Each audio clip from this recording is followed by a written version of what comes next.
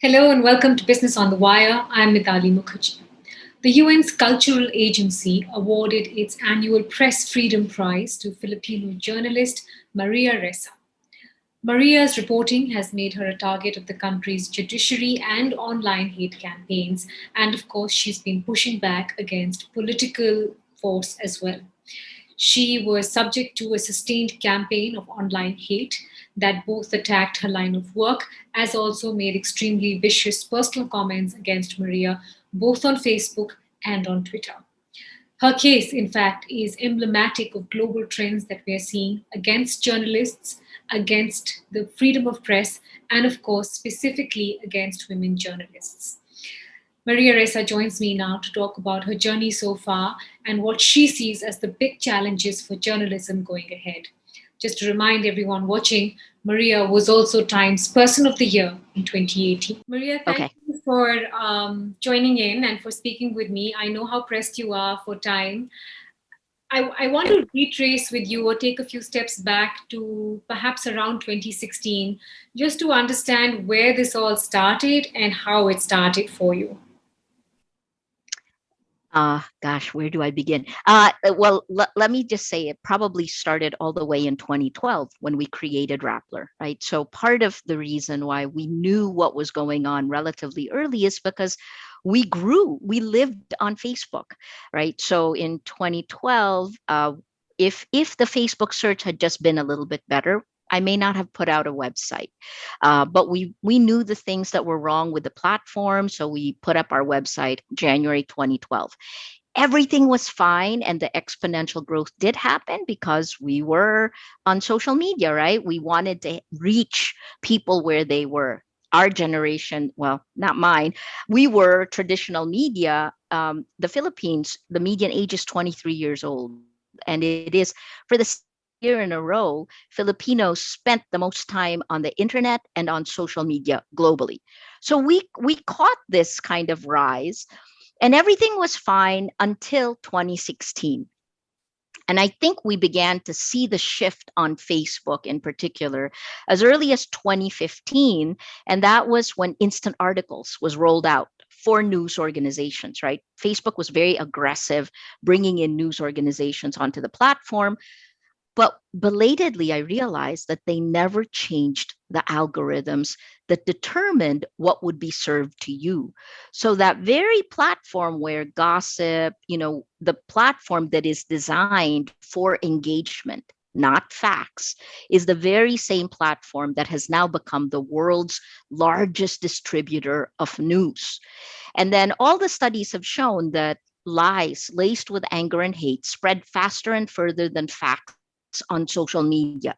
That's across the board, whether it's Twitter or Facebook or YouTube, right? I mean, I can send you a few studies, but it shows you that hate speech, disinformation, conspiracy theories. So the algorithms, the way they're built, they divide us and then so that they divide and then kind of take you deeper, make you extreme. If you click a 9/11 conspiracy theory, you will get brought further down the rabbit hole. So how did it begin? For us, it was, I guess, the heart of darkness when we began to see this was 2016. Shortly after President Duterte was elected, and he was the first Filipino elected official, actually certainly the first for president to use social media well. So I thought up until that point, he just decided to use social media. Later on, we found out that Alexander Nix, the president of Channel, he was photographed in November 2015 before the campaigns began with the campaign team of Duterte, then Mayor Duterte, right? When he got elected in 2016, almost hand in hand with the brutal drug war, with the killings, bodies literally being dumped on the sidewalk, right? To the tune of 33 dead a night, right? This was in 2016, so July, August, September, October. When that began to happen, normal people who were raising the issue about the killings were the ones who were first targeted. Yep. And then Rappler became targeted around November because the government, the police changed the way it was reporting the number of people killed. And we just reminded the police, hello, you already said there were 7,000 people killed. They rolled it all the way back to 2,000.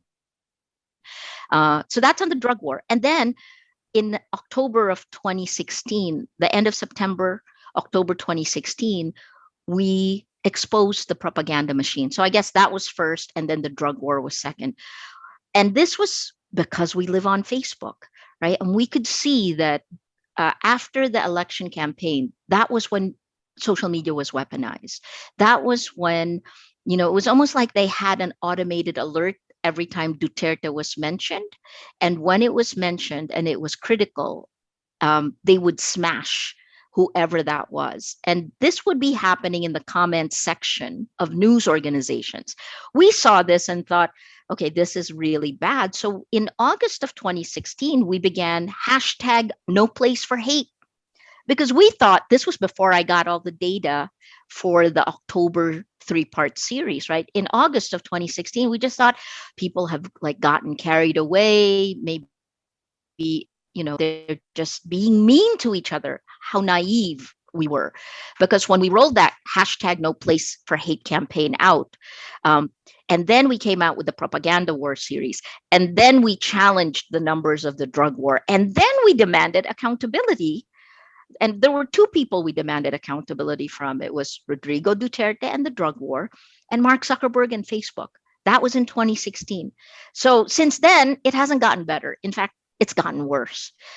I watch India all the time. And I will say the reason why I did was because by the time I realized what was happening in the Philippines and I could see the numbers, one of the things that was interesting in India is that everyone, the politicians, seemed to use the same scorched earth policy. Obviously, the Modi administration seemed farther ahead, but everyone seemed to be doing it. And because you're so large, it was at such scale, right? Your decibel levels. You should tell me more about it. But I was just so worried that we would get to a point where it is so chaotic that real people would turn off, that you cannot have democracy because no one is listening. And I feel like we've already passed that stage a long time ago. So many similarities stand out with everything that you say. It's almost like checking every box. But there's two things I wanted to sort of delve into deeper with you. One, as someone described it very well, it's a very 21st century storm. It's very something that we have not lived before. It's happening online. It is raging, and it is vitriolic in nature. And the second, the symbiotic relationship between what you see online that then actually translates into offline damage. I mean, this is not somebody just writing out a nasty tweet or a nasty Facebook message. This has very real repercussions. Definitely. And so I'll say three things on this, right? Number one is, it is the technology, right? From the beginning until now, and I would say the beginning, I mean, globally, now that I've studied it a lot more, it really began in 2014 with Russian disinformation in Crimea, in the Ukraine, right? When you could have multiple realities, right? If you remember Barack Obama, right? These multiple realities, there was no real world action in the annexation. And that whole question of, was it annexed or was it the people asking for Russian troops to come in? That was like the world, in the real world, people knew what it was. But it was something, anyway, sorry, let me not dive into the 2014. 2014 was a pivotal year for me because I felt also that I was covering the Indonesian elections where the son-in-law of former President Suharto, I covered the end of his nearly 32 years in power, right? And his son-in-law, Prabowo, almost won the presidency in Indonesia, the world's largest Muslim population. And then Modi won. I think that was when he won the 2014, right, elections there. And I thought that it was hand in hand. Two things were happening simultaneously. One was that people all around the world we're realizing that we were living in this extremely complex world, and we wanted it simpler. We didn't want to make the difficult day-to-day decisions that democracy required. And that was part of the nostalgia for a strongman ruler. I saw it in the Philippines. I saw it in Indonesia. I think partly in India. I'm reading that in, right? Because I covered when Modi was being charged with violations, and now he won, right? And he's been in power for so long. I don't know enough about India, but I do know a lot about the Philippines and Indonesia and the United States. Um, so many things had shifted in the fabric of society. Like in the U.S., um, it was gay marriage. It was Caitlyn Jenner. These things, because so many of my friends who were very conservative and significantly older were really asking, so what is it? What's the world really like? And then forget the older generation when it comes down to, what Silicon Valley is the pronouns she, them, her, him, right? It's beyond, it was too much. So there's that nostalgia for a simpler world and a leader who would be like a father, gendered already. Then the second thing is the rise of technology, which created what today has become a behavior modification system. The entire system is built to take everything you put in, every post you put in, creates a model of you, right? It's machine learning that creates a model. That model knows you better than you know yourself. And then artificial intelligence takes all of that and serves your weakest moment to a message to a company. That's the new advertising. The other part is to a business, to a country. That's the new propaganda. But the difference here is that it is personalized mass persuasion. And what I mean by that is that um, micro targeting can give you a different message from me. And we wouldn't even know that we are being served different messages, but it is nudging us down the right path. So when I get my message, the other last part is this is a perpetual machine. When I get that message that's being served to me by micro targeting, whether I click or not, is more data for the machine to then evaluate me and serve me up again as a product, right? So where is that all headed? Um, so I was a I studied I was pre-med, and so I studied this. And one of the things that was fascinating to me is behavior of societies at scale. Um, it's called emergent behavior, right? When we have mass groups together, that group creates new behavior that the individuals in the group may not believe in or may not want to go in, but the force of the group forces them to behave in a certain way. And what I'm most worried about is this emergent behavior. And there's very little said or written about it. But you're talking about behavioral economics here, right? That's literally impacting the way we think, the way we act, the health of our democracy, our ability to do anything meaningful together. Because what the social media platforms have done by design is that they've made facts debatable. If you don't have facts, you can't have truth. If you don't have truth, you can't have trust, right? And without trust, look, um, George Shultz lived to 100 years old this year, and his last op-ed was all about, I'm paraphrasing what he said, but he basically said that what he learned in 100 years was that with trust in the room, anything is possible. Without trust, nothing is possible. So if you don't have facts, you don't have truth, you don't have trust, you don't have a shared reality, which means we cannot, not only democracy dies, but all of these significant existential problems that the world is facing, it becomes impossible to solve. We can't solve climate change. There's a part of the Philippines that hit 52 degrees Celsius, right?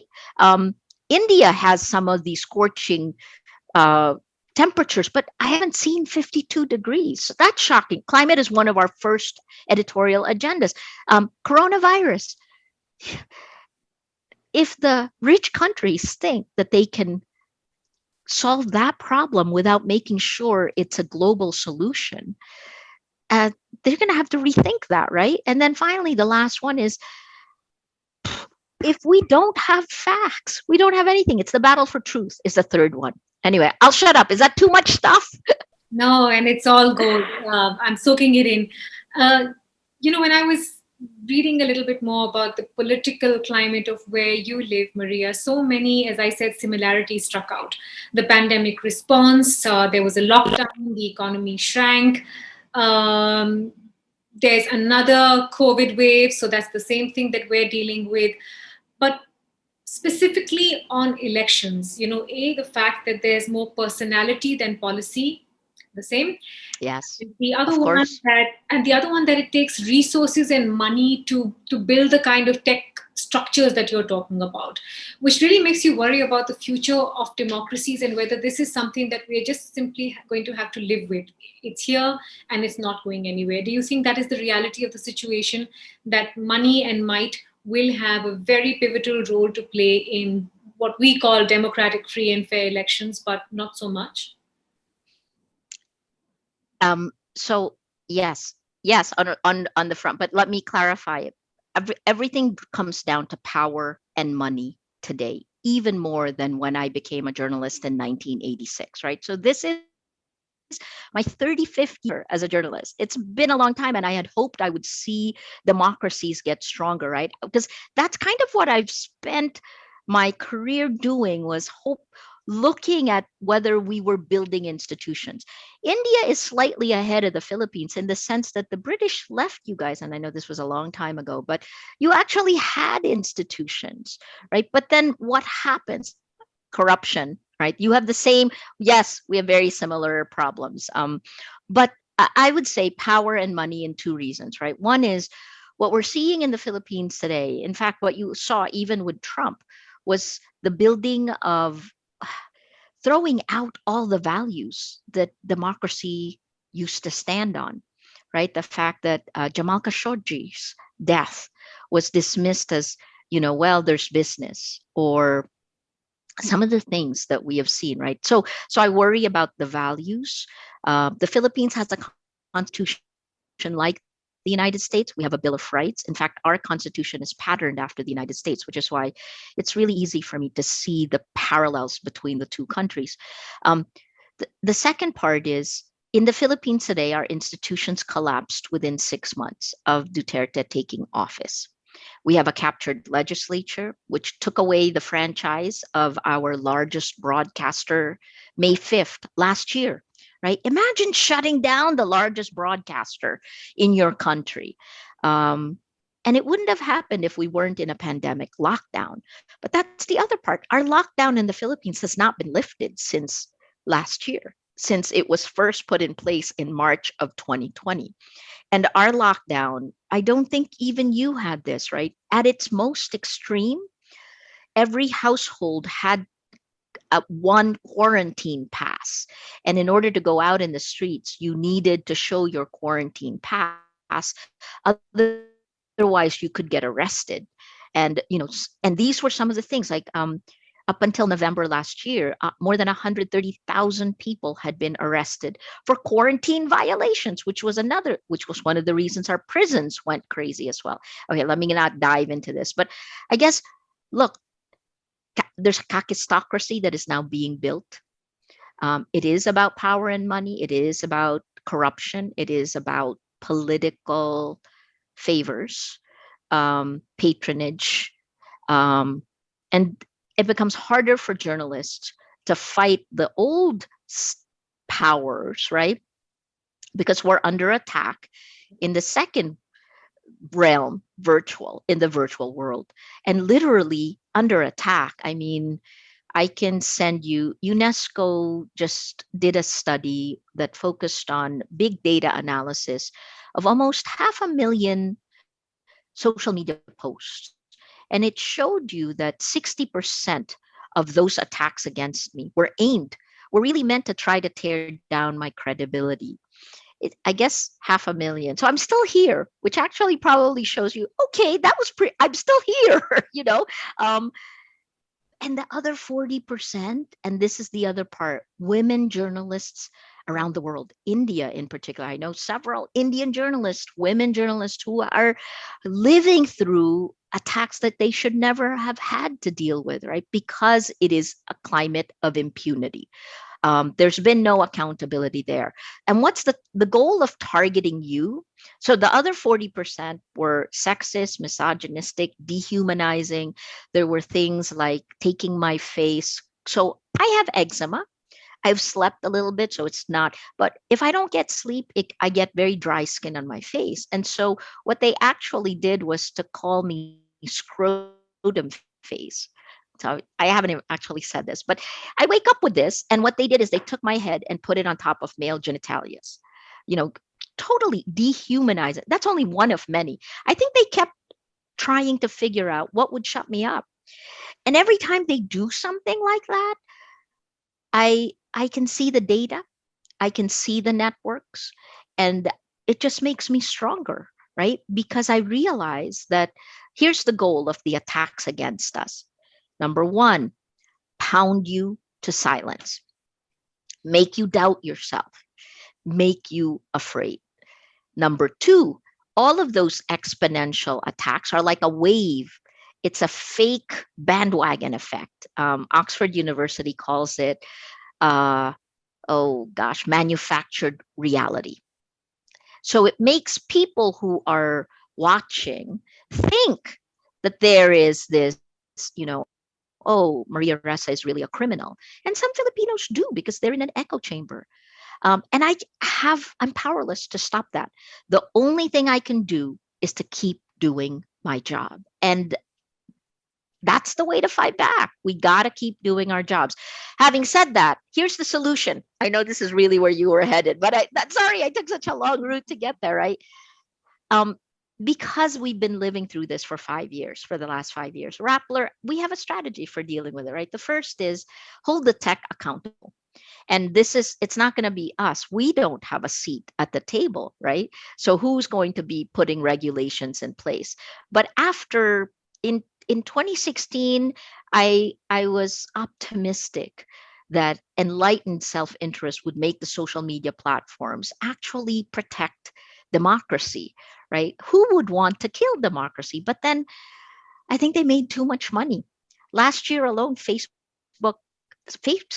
net income was $29 billion as news organizations were crumbling around the world. The very same platforms are attacking the journalists, right? So, okay, so tech, and who's going to lead that? Probably the EU. The UK has its online harms bill. The US, the attorney generals in different states are already challenging the social media platforms. Plus, you have Section 230, right? Because they went through January 6th, the mob on Capitol Hill. Again, not a surprise given the trajectory. So tech, you got to put guardrails on tech. The second is you have to help independent media survive. The Wire must survive, right?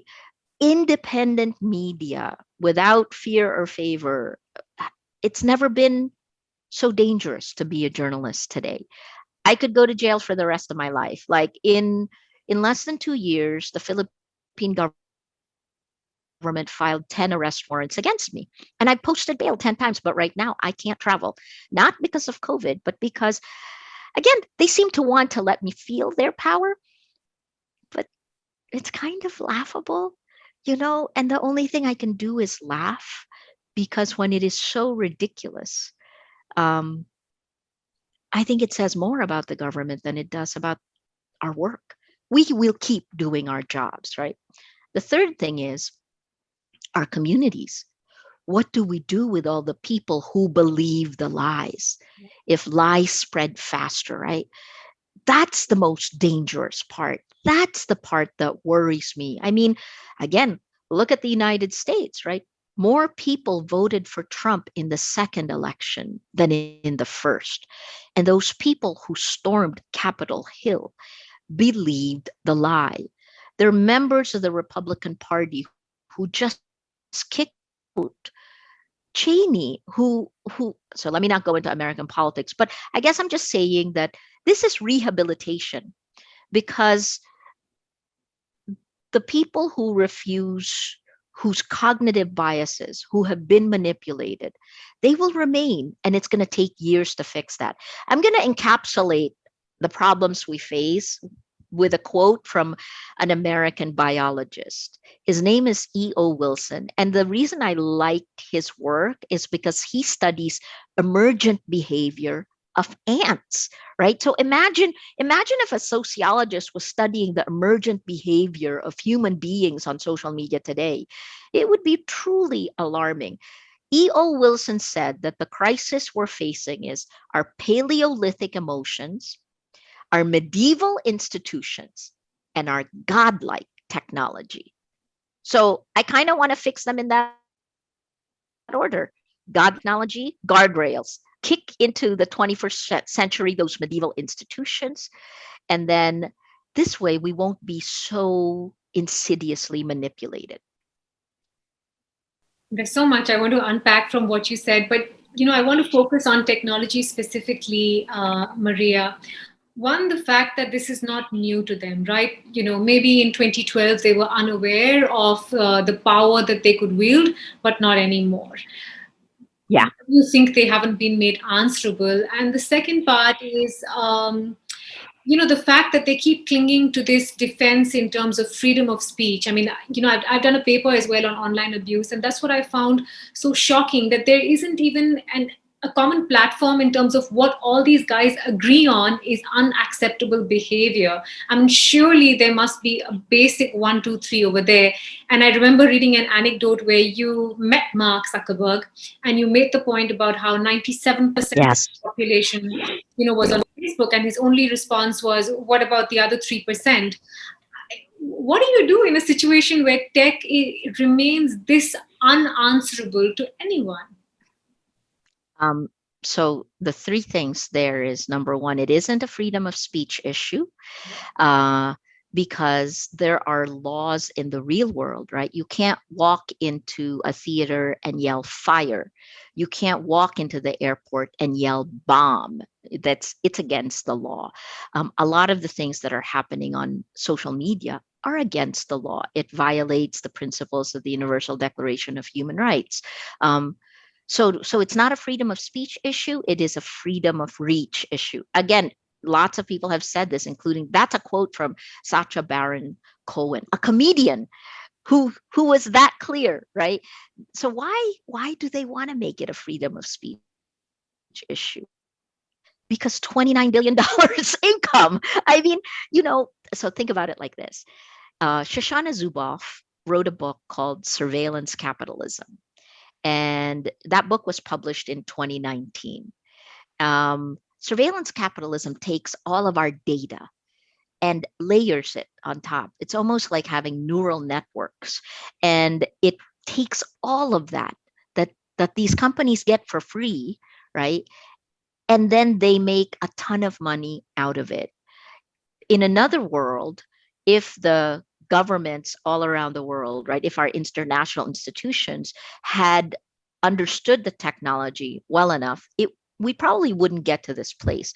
But so what do we do? I think the last thing is, you said something about Mark Zuckerberg and the 97%. That was 2017. By 28, but a year later, it was already 100%. So he really did get 100% of Filipinos on the internet are on Facebook, 100%.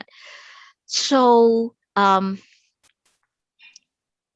I Rappler is still a Facebook partner. Did I mention this? We're a fact-checking partner of Facebook because I do think that if they can moderate the greed, there's no way that we can go backwards in time. The Pandora's box has been opened, and technology is part of our future. The question is, how much will it destroy before we can use it for good, right? And that will depend on how quickly regulations can be put in place. India, like the Philippines, doesn't have the same types of laws that that the Western world would have. But actually, you do in manufacturing. Like essentially, global business has set some norms that all of our countries adhere to. Right, an American company, for example, has the Foreign Corrupt Practices Act in every country around the world. Um, it, I guess we have to get regulations in place. And that's what I spent last year doing, trying to understand, because what the social media platforms are doing, what the tech companies are doing is they want us to play whack-a-mole. They want us to stay at content moderation, because if the argument stays there, they'll continue to make money. Because the way they make money is by keeping all of us on the platform. And what the data has shown is that anger and hate keep us on the platform longest. That's like horrible, right? If you think about it, it's like, I don't know if you know the cartoon where there's a devil on your shoulder and an angel on your shoulder. It's like you gag the angel, and then the devil is here growing on your shoulder, turning all of us into our worst selves. That's what social media is doing today because they're making money at it. I want to move from the institutions to the to you and everything that you have struggled with all these years. As you said, there are multiple cases against you, and I want to go back to that UNESCO report that you talked about, where 60% was sort of attacking your integrity, and 40% was about you as a female journalist, and very personal. It was interesting also in that report for me, Maria, that there are triggers to when this attack on you escalates. Every time you release a report, every time there is a court appearance for you, it just zooms up. And I want to know more, because I think for female journalists, this is, we're in it together.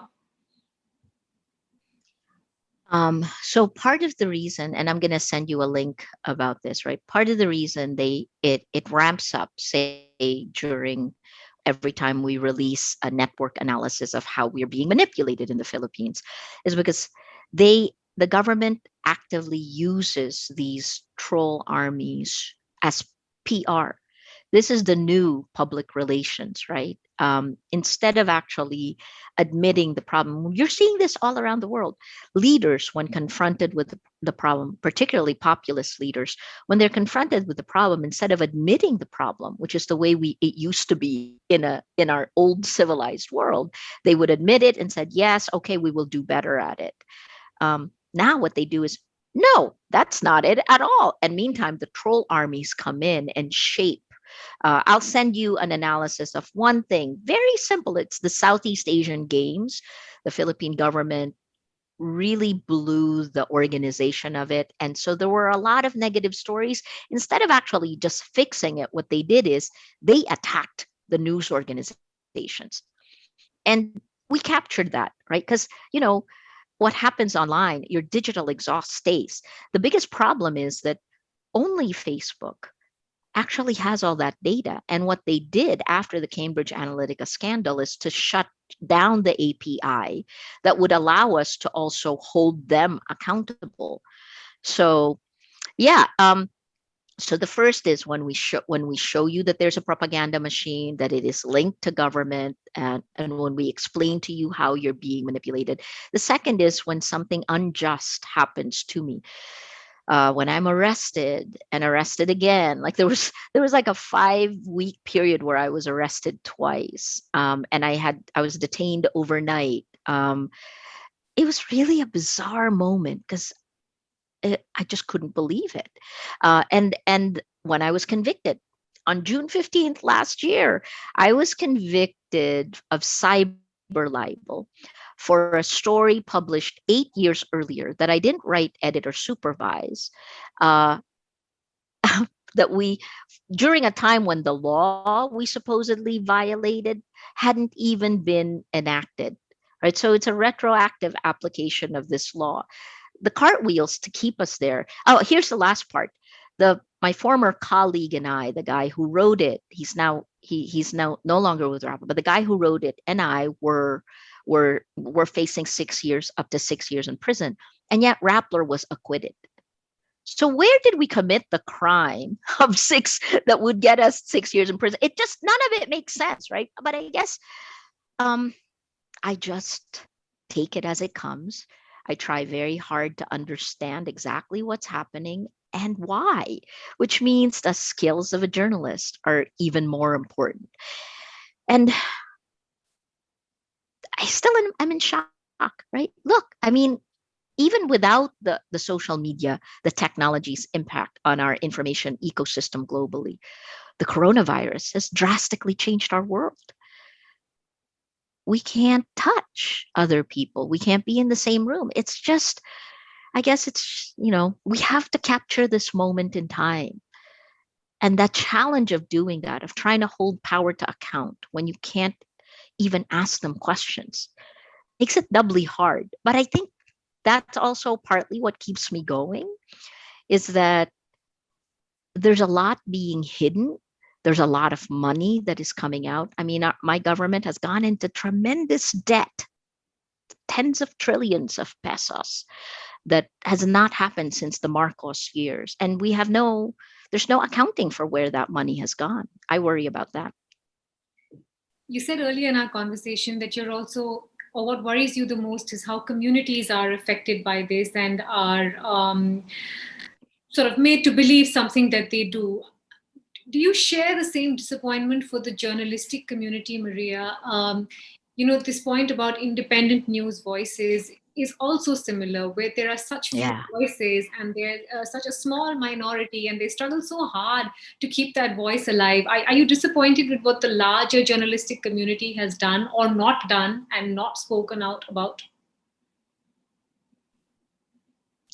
I've been thinking about this a lot and reading a lot of history books, right? I mean, I looked at three leaders who did this before technology enabled it in a much faster uh, pace, right?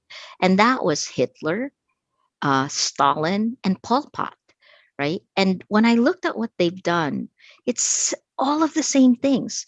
Tim Snyder wrote a book, only 150 pages. It's called On Tyranny, and it is about what are the 10 things that all of these tyrannical rulers use. They use us against ourselves. Fear, right? One of the first things is never voluntarily give up your rights. Or the other part is, for anyone, like, who actually carried out Hitler's orders or Stalin's orders or Pol Pot's, like the policeman who arrested me, right? And he said the exact same thing that Hannah Arendt wrote in The Banality of Evil. That the guy who was arresting me in, and I remember the date, February 13th, uh, 2019. They sent 6 agents, and the guy next to me was apologizing, saying, in Tagalog, he said, "We're only doing our jobs." And I guess this is the challenge to every one of us, and not just journalists, right? And I'll tell you why I'm not so. The challenge to every one of us is to realize that we are caught in an individual battle for integrity. Every one of us, whether you're a teacher or a cop or a soldier or a journalist, right? You will either win or lose this battle for integrity, and you will help create the world your kids are going to live in. So the question for each of us is, what kind of future do you want, right? I am emotional about it, but I guess because I spent my career thinking democracy was inevitable. I became a reporter in 1986 when People Power happened in the Philippines, and that spread. So it's shocking to me that 35 years later, we're in the same conditions in the Philippines, as worse than the martial law of Marcos. So I think this is individual, because I think if democracy isn't that important for every citizen in a democracy, we will lose it. The second is for journalists. I think it's also interesting that the journalist who broke the Cambridge Analytica scandal is actually not from a big news group.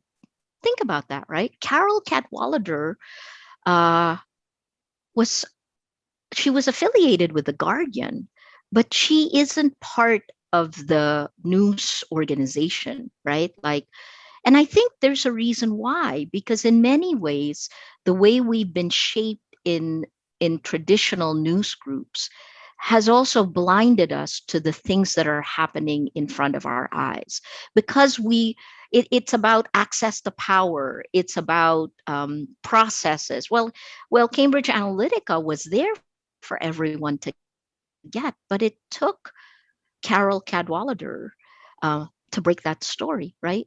So I guess, let me talk about the Philippines because I know this very well. I used to run the largest news organization in this country. I didn't have the final say in terms um, of how far the news group can go. It had to go to the president, it had to go to the CEO, and it was inevitably um, influenced by money. And so the debate that you have when you're running a large news organization today is, and you're being pressured by power, right? The debate you're going to have is it, this is what I hear people tell me all the time, Maria, we can't be that outspoken because we want to live another day. But the question you have to ask is, do you really want to live another day in this Faustian bargain that would make you a shadow of yourself, right? That's a shocking, anyway. So you can see, it's a very thoughtful time. It's a fascinating time. You need to be independent, which is one of the reasons I wanted to talk to you, right? You have to. And the hard part is that independent news groups have to find ways to survive. And that's part of the reason I sit on the Independent Fund for Public Interest Media. I'm a strategic advisor to that. That group is trying to raise $1 billion annually to be able to help independent news groups during this time period, time of COVID, the time when the tech platforms are siphoning the advertising dollars and pesos and rupees. We need to survive this. For a big, like for a startup organization, normally you would say you would have to survive the valley of death. Yeah. This is journalism's valley of death as a business model, and we're going to need help to survive that.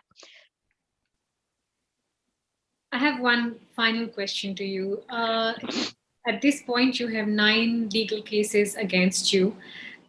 If you're convicted for all of them, you actually face a life sentence, Maria. I think it'd be facile for me to say, what do you feel and do you feel scared? But how do you rationalize this and how do you deal with this sort of sword that's hanging over your head? I really had to confront it in April of 2019. That was actually when I met Amal, the Clooney's, at the launch of Trial Watch, which is an organization they put together to monitor trials all around the world, right? To make sure that justice happens. Uh, it took me a month, maybe 2 months, because I realized, oh my God, what the heck? What did I get myself into? Um, and then you embrace it. I talked to people who lived through it. Um, Jason Rezaian wrote a book called Prisoner. We were on the panel together. So he was on my left. He was in prison for 544 days in Iran. He's Iranian American. To my right was Mohammed Fahmy, Egyptian Canadian, right? And he was in prison in Egypt for like 400 some odd days as well.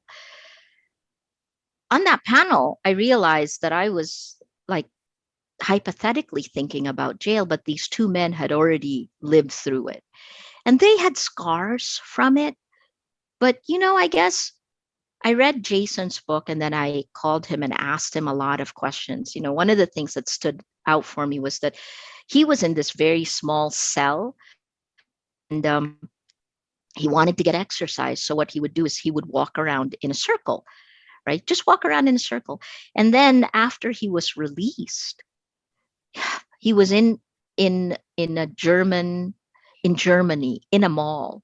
It was in a military base because I think the US flew him out, whatever. I can't remember now.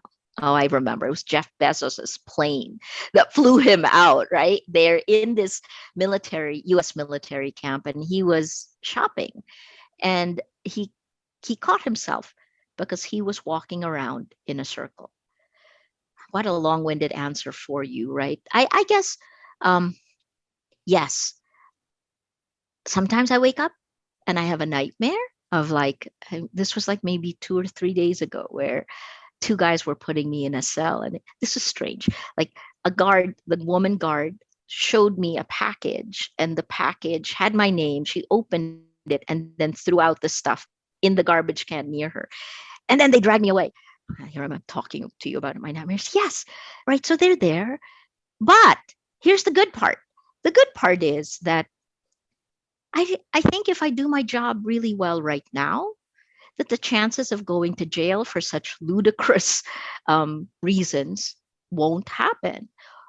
The other part is faith, right? And I don't just mean religious faith. I mean faith in Filipinos, that the Filipino judges who are holding my cases, that the people who see such blatant violations of the Constitution, that they will speak, and that there will be justice. I don't know. That's the thing with uncertainty. It's like you're on quicksand and you don't want to flail around too much because you'll sink even faster.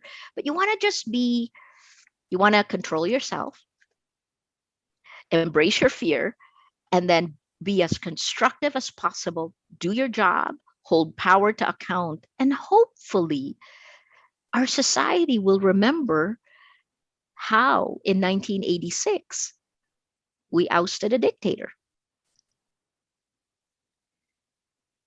I cannot tell you how much of an inspiration it has been for me personally to speak with you, Maria. I know for so many young journalists in India, this is a lot of what they're facing. They're looking for idols and they don't see them. They're facing the same kind of legal suits, and it is scary, of course. But I think for anyone listening to this, there's been so much to take away. And I'm really deeply grateful for you to have taken the time out and have spoken with me. Thank you so much. Thank you so much for our chat today. Thank you for holding the line.